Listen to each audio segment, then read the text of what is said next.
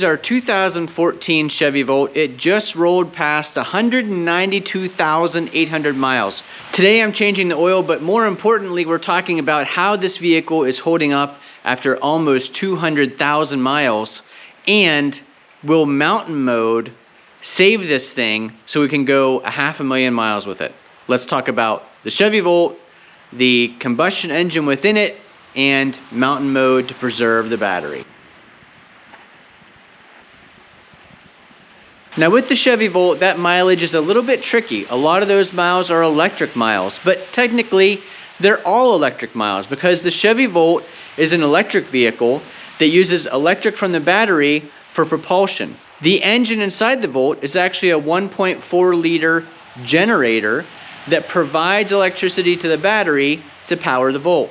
So technically, this is a full electric car, and we won't get into the really specifics of it, where there is a tiny bit of time where, depending on the RPM of the engine and the speed of the vehicle, the engine can actually directly connect somehow to the drive of the vehicle, but it's a very complicated system and we won't get into that today. The basics are, this car is an electric vehicle, but it has a gas engine, and we use the gas engine a lot. Right now, the Volt says in the middle of winter here in Northwest Pennsylvania with 192,000 miles on it, that it would only get 20 miles of battery range before the engine kicked on to generate electricity.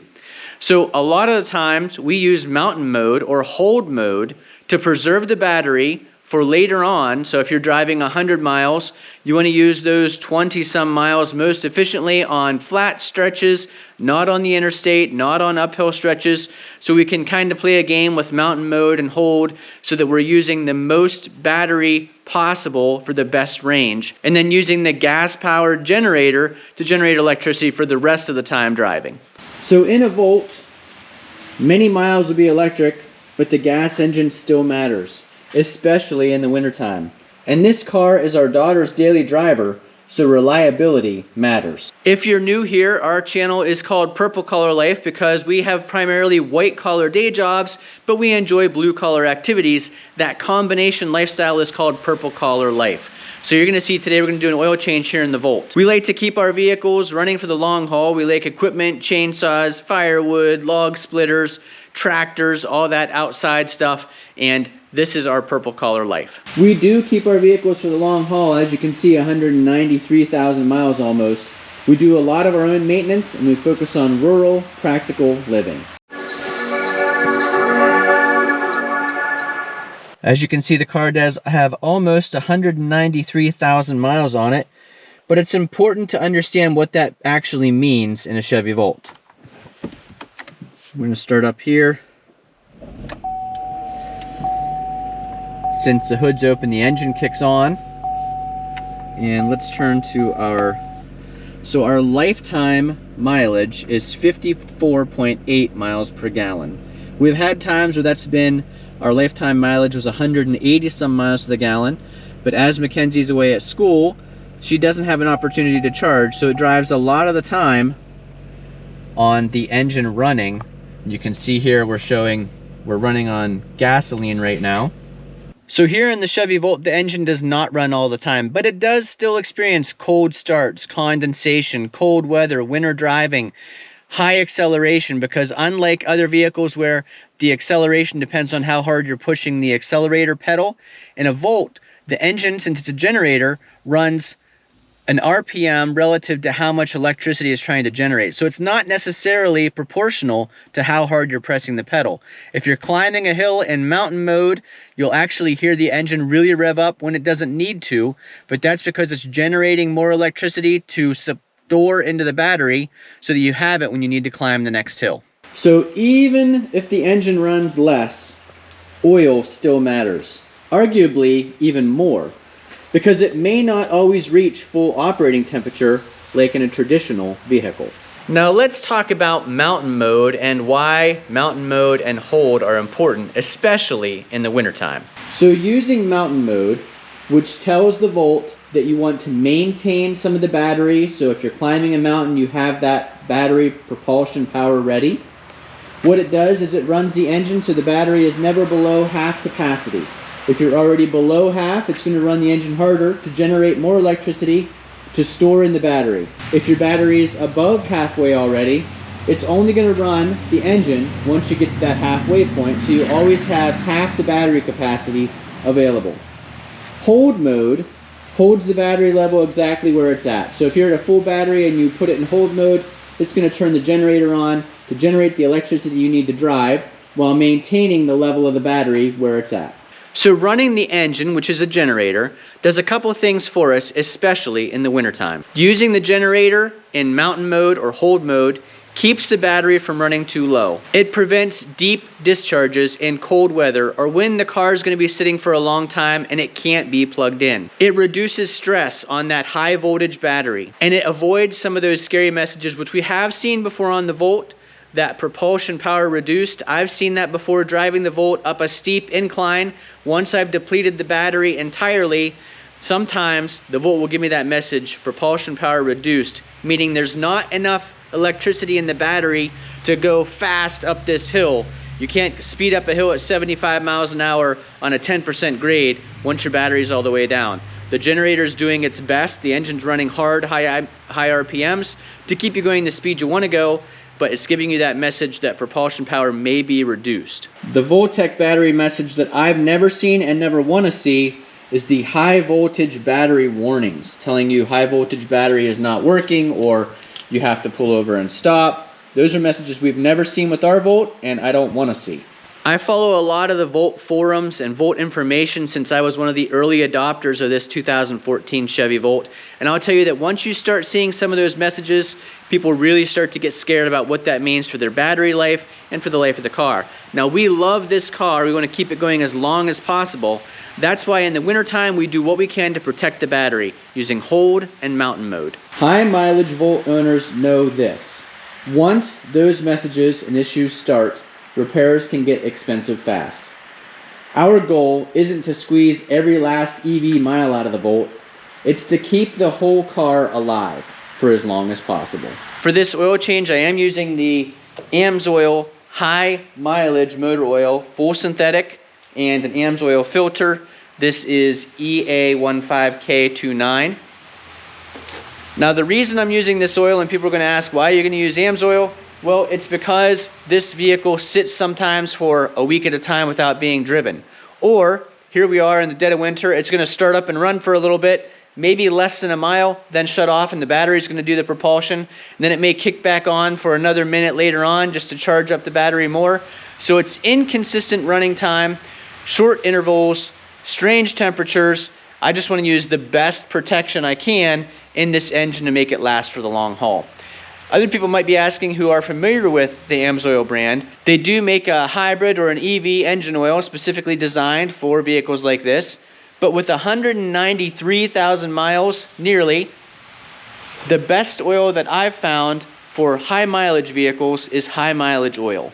So I'm using this AMSOIL high mileage motor oil because it has better film strength, better additives, protection during all of the short engine run cycles, cold starts, infrequent operation.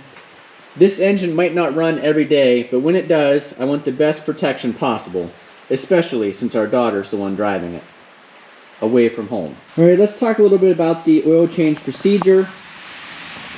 I don't do this very often because I don't have a lift and it is hard to get underneath this car. It sits low. You can see though, I've used these ramps and I had to use some blocks in front of the ramps just to get the tire raised up enough that this little diffuser or spoiler underneath the car wouldn't get ripped off trying to go up the ramp. And that's important because I know a lot of people don't care if this little diffuser or spoiler gets messed up or torn or bent, but this is actually part of what helps you get better mileage because it's blocking the air from going under the car. And that's also why it's also so low on the vehicle. It's blocking as much air as possible to give you the best mileage possible. Taking a look here at the top of the engine, this is where we're going to fill the oil. This is the oil fill. This is our dipstick location. One of the nice things about the AMSOIL oil change kits, they now include a pair of gloves, an oil change reminder sticker, which you can see underneath there, and a funnel. All right, so where is the oil filter and the oil drain? They're going to be underneath the front of the car. We're just below the passenger side headlight. I've laid just a piece of material down here to lay on top of because I don't have enough room for my body on top of a creeper underneath this car. Okay, so right here underneath the car, you can see we still have a lot of the protective shielding underneath here, but you have access to the filter and the drain plug. So right there's the oil filter. Back a little bit further is the drain plug. That's a 10mm plug. We're going to start with that. We'll drain the oil from there first. So I've got my oil pan right there. I ran that engine just a tiny little bit, as you saw, to get some oil flowing from the cold weather we're having here. But you can see if the engine was hot, you'd want to watch because these heat shields would still be warm. Gotcha. There's not going to be, I have a smaller drain pan here because there's only 3.5 to 4 quarts in here. Read your instruction manual to see the exact amount.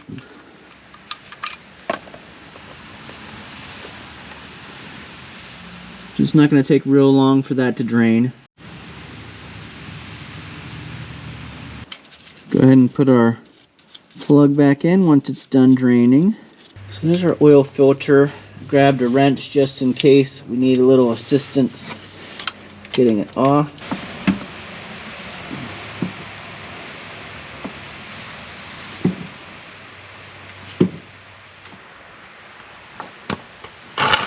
Get your pan lined up in the right spot.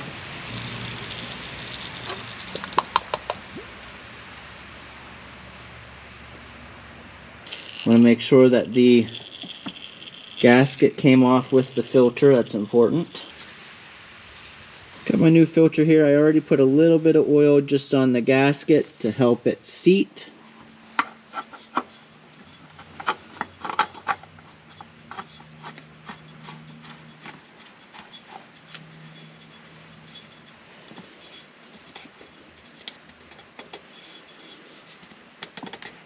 Well, that's the hardest part, and that's done. And the nice thing is you actually don't have to get too far underneath the car because all of that is like this far in. So you're just at about, just in front of the axle doing a lot of that work. Now's the easy part, refilling the oil. But while we're doing that, those of you who are Volt owners, and I know a lot of people that watch the channel are watching because of the Chevy Volt or the Ford Lightning. We have people that watch the channel for a lot of different reasons. Some are all about the Ford 8N content. Some are all about the log splitter chainsaw content. Some are all about firewood and heating and rural living. Some are just about tractors in general. Some are about our EVs, which are the Volt and the Lightning. So if you're a Volt owner, are you doing like us now that you're high mileage and most of these 2014, 2013, 12, 15 Volts are getting up there in miles? Are you doing like us in the wintertime to protect that battery life using the mountain mode and hold mode so that the battery doesn't get completely depleted while you're driving? Leave those comments down below. From what I read on the forums, there's a lot of us in the mountain mode club who are using this, let's call it a trick or a hack, to keep the battery life good. Because a lot of people will say, well, it's going to be super expensive to replace the Volt battery. And I've thought about that. When it becomes time to do that, we'll have to make that tough decision. In my mind, if it happened right now and it cost $4,000, we would invest $4,000 to keep this car running, because if that battery goes wrong, that'll be the first major thing that's gone wrong on the car, and it has been highly dependable for almost 200,000 miles.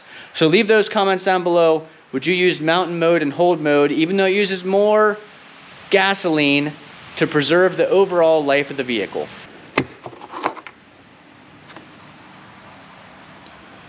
Top of the oil fill looks clean. Let's take a look down in there. You can see quite a bit actually. You're right there at the top of the engine when you're filling the oil in this thing. Pull the dipstick out just a little bit so it can breathe as we're filling. The Volt takes about 3.7 quarts. There are 1 gallon or 4 quarts in this jug. So we'll put the first 3 in, then we'll keep checking it on the dipstick so we don't overfill. All right, first 3 quarts going in.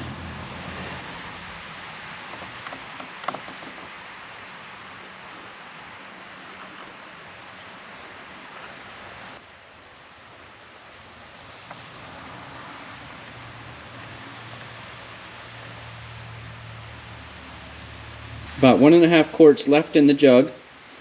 And I did spill some. Got a rag here to wipe that.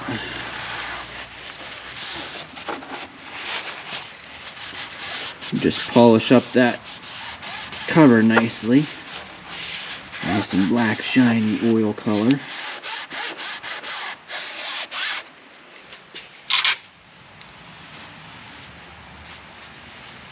Wipe it off. We want to be in between the hash marks there, somewhere near this middle range to high range.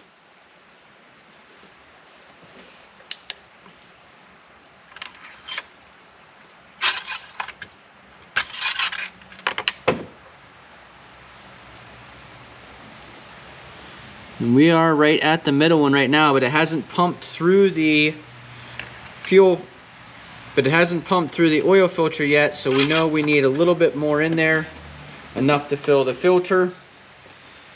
Probably takes less than half a quart, so we'll just throw some more in here.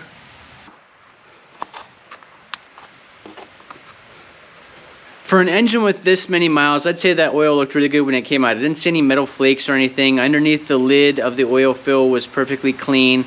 So no red flags as far as I could see. And again, I'm not a professional mechanic, but from what I could see, everything looked good for the oil change.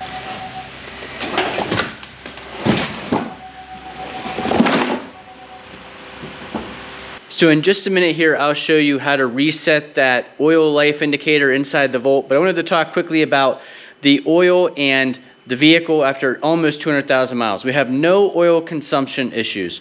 We've had no knocking or strange noises coming from the engine while it's running. It continues to have smooth starts. You know, it kicks on, unlike the vehicle where you turn a key to get the starter to start the engine. On the Chevy Volt, it just starts as it needs to. So that engine may turn on and off whenever it needs to while you're driving, and you have no control over that. Well, when that happens, you want it to be able to start, and it always seems to start smoothly and easily. This is the original engine. We haven't done anything to it, not replaced or anything like that, just perfectly all stock original. We've owned this car since new, and we want to keep it in good running shape. This is our daughter's college car. She drives this away from home to go to college. She goes to and from college to work in this vehicle. We need it to be reliable and dependable and keep her safe. So we want to do the best we can to keep it in good shape. A lot of people forget that the generator inside this car is a GM, General Motors, 1.4 liter regular combustion engine. That's what generates the electricity. Just like you'd maintain the engine in any car, even though this is a generator rather than an engine technically, you still maintain it as if it were an engine. Park it back into its original parking spot. And then we're going to address that change oil soon light. Right down here are the knobs and buttons you use to adjust what shows in that center screen. So if I turn left, right, change engine oil soon, we're going to go over here to the oil. There we go. We had 1% oil life remaining. Now I should throw a comment in here. It says 1% and it said change engine oil soon, but we actually, the last time we changed the oil in this car, we forgot to reset that oil indicator. So I'm showing you how to do that this time, but it's also a reminder myself, do that after the oil change. We changed it last time when there was about 40% remaining. It was just time for the change. So we changed it, but then we lost track of, you know, resetting the thing. So since it was showing display that it needed changed, we went ahead and changed it again now. It's been about 5 months since it was changed last. Okay, so we are in the oil life remaining. See how it says press select to reset. Select is the center button on the knob. So we're pressing that. Are you sure you want to reset? Yes. Reset oil life 100%. So there in, you know, it only keeps track up to 999. It only keeps track up to 99,999.9. In that chunk of miles for this car, it used 2,525 gallons of gasoline and averaged 66.9. In this one, which is also over 99,999 miles, it used 2,810. So we could choose one of these, either trip 1 or trip 2, A or B, and reset them. I think we're going to, this one looks like it's the less time, so let's go ahead and reset this one.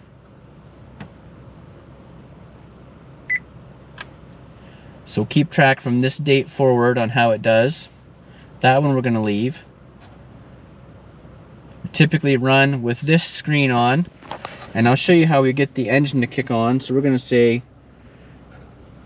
click the drive mode button, go down to hold, and that's going to start the engine to let the battery stay exactly at the level it's at, which you can see it changed. It's going to maintain the full battery, which it's showing is only 19 miles, and it will start using gas if we were driving to start powering the vehicle. The other way we can make the engine kick on is to open the hood. So if I just reach down here to the hood thing on the door, right down here, as soon as you open the hood, the engine will start.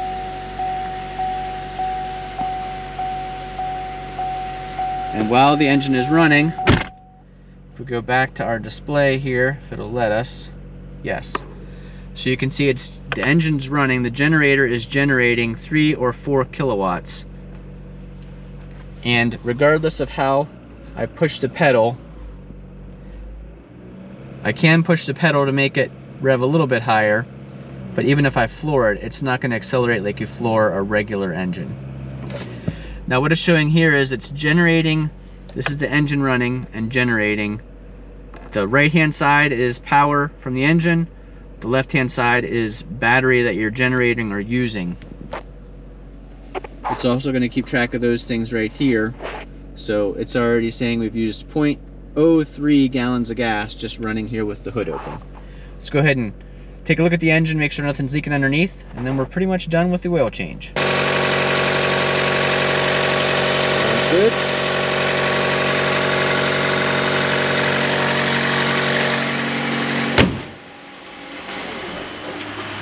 As soon as you close the hood, the engine shuts off. If you're going to keep a high mileage vehicle on the road, whether it's this one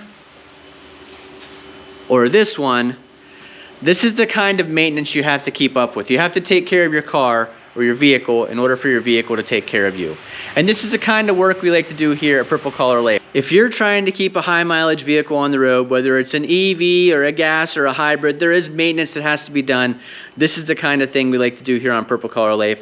Keep our equipment running strong, keep it safe for Mackenzie to take to school.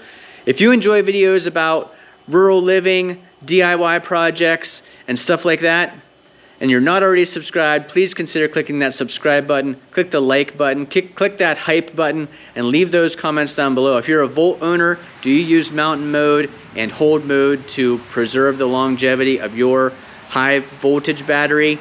Leave those comments down below. And if you're a person with a car that's approaching 200,000 miles or over 200,000 miles, leave those comments down below. Let us know what you have, how many miles it has on it. Currently, I did inventory at the start of the year this year to see where we were with everything. Our Ford Expedition has 183,000 miles on it. You just saw this has 192,800 miles on it. Our Ford Bronco has 188,000 miles on it. So we keep things a long time, and the mileage does go up with time. Thanks for watching. If you found this video informative and entertaining, please give us a thumbs up, leave those comments, share with a friend, and hopefully we'll see you again the next time. Have a great week. I like to start out with Mackenzie having a full tank of gas before she goes back to school. So we're gonna go up to the gas station and fill this up, but we'll use just battery on the way there. No sense in using the gas engine when we don't need to.